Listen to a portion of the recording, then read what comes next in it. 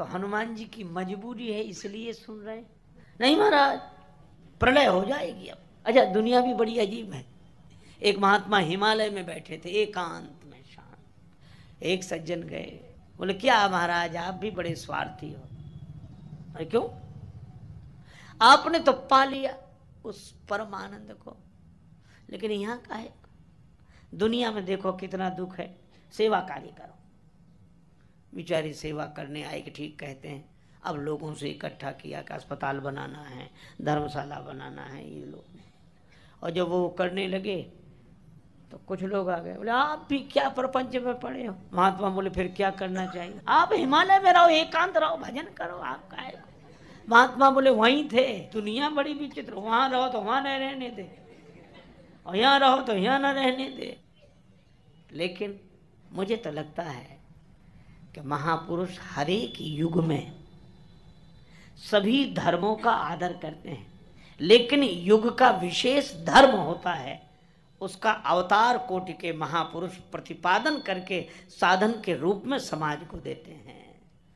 मुझे तो लगता है कि भगवान श्री राम कृष्ण देव सभी धर्मों का अनुभव करते हैं। जितने मत उतने पथ, यह उनका उद्घोष है। लेकिन इस युग के लिए ज्ञान योग, भक्ति योग, कर्म योग, साधना, यह सब नहीं, सेवा। सेवा से ही सर्वेश्वर की प्राप्ति होगी। यह युग धर्म है इस समय, सेवा। जग की सेवा और खोज अपनी प्रीति प्रभु से कीजिए, जिंदगी का राज है यह जानकर जी लीजिए। सेवा। तो हनुमान जी तो सुग्रीव जी तक की सेवा करते हैं, स्वयं संसारी है नहीं। हनुमान जी से बड़ा साधु कौन होगा? प्रवृत्ति परायण नहीं है, निवृत्ति मार्गी है, पर निवृत्ति मार्गी होकर भी प्रवृत्ति मार्गी की सेवा करते हैं और भगवान के भाव से सेवा करते हैं, क्योंकि उन्हें सब में भगवान दिखाई देते हैं। उन्हें अपने विरक्त होने का अभिमान नहीं है, क्योंकि अभिमान और भगवान एक साथ मन में नहीं रह सकते। जिस मन में भगवान है उसमें अभिमान कहाँ। पर भगवान ने कहा कि हनुमान जी सब में मुझे देखना। वे सुग्रीव जी में भी देखते हैं, चलो इनमें देखे तो ठीक है, अपने हैं। भगवान ने कहा कि एक काम करें। क्या? बोले अपने लोगों में तो ये देख सकते हैं भगवान। भगवान ने हनुमान जी को विदेश भेज दिया कि देश तक ही सीमित हैं, भगवान तो असीम है, सर्वत्र हैं। आप आश्चर्य करोगे, हनुमान जी विदेशियों में भी भगवान देखते। अच्छा चलो सज्जनों में देखें तो ठीक। भगवान ने ऐसी लीला की कि हनुमान जी समुद्र पार गए और दुनिया का उस समय का सबसे बड़ा अत्याचारी और गलत काम करने वाला, राक्षसों का राजा रावण बोलो, उसके सामने गए। पर धन्य है हनुमान जी, रावण में भगवान देख रहे हैं। हम लोगों को तो राम जी में राम जी नहीं दिखते, और हनुमान जी रावण में। अच्छा चलो एक बात और है, हनुमान जी से रावण बोल क्या रहा है, जरा शब्दावली सुनो। कि रावण कह रहा है क्यों रे तू कौन है? भाषा देखो। अरे कवंत है, कहो सठ तो ना प्राण कई बाधा। सठ तुझे अपने प्राणों का डर नहीं है? देखा हूं अति असंख्य सठ, आगे लागे से अधम सिखावन मोही, मृत्यु निकट आई खल तो ही, लागे से अधम सिखावन मोही। खल, अधम, सठ, वो गालियां दे रहा है, वो दे रहा है गालियां। अच्छा चलो, तो हनुमान जी की मजबूरी है इसलिए सुन रहे हैं। कई बार बड़ी विचित्र, एक आदमी को हम जानते हैं को अत्यंत कृशकाय, बड़ा दुर्बल व्यक्ति है, क्रोधी बहुत है, अभिमानी भी बहुत है। किसी से झगड़ा हो गया तो वो पिट गए।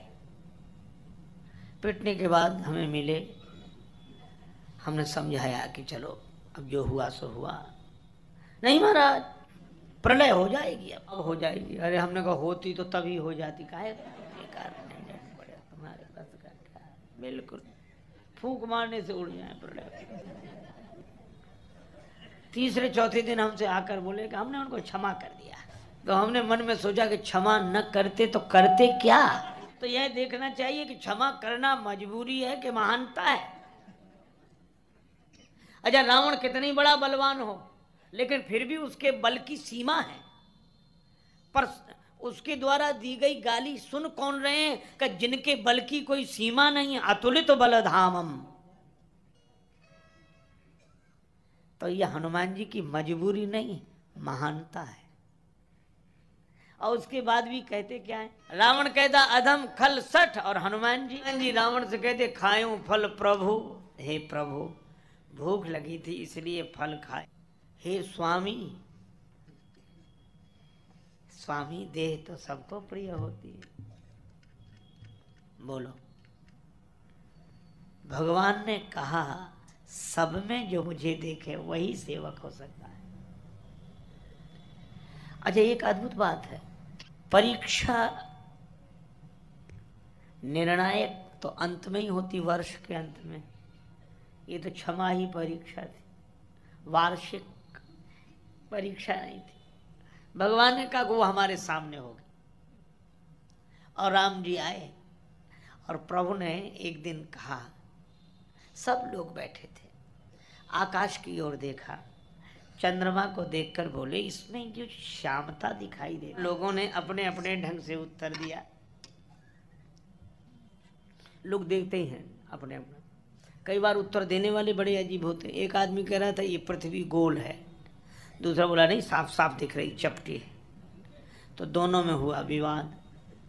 तब तक तीसरा आदमी निकला, बोल भाई साहब सुनना, हाँ बोले हम लोगों में विवाद हो रहा, हम कह रहे पृथ्वी गोल है, ये कहते पृथ्वी चपटी है, तुम बताओ तुम्हारी क्या राय है, पृथ्वी गोल है कि चपटी। वो आदमी क्या बोला, हम यहाँ के रहने ही वाले नहीं, हम तो बाहर से आए, यहीं मानो ये वहाँ से आ रहे जहाँ पृथ्वी है ही नहीं।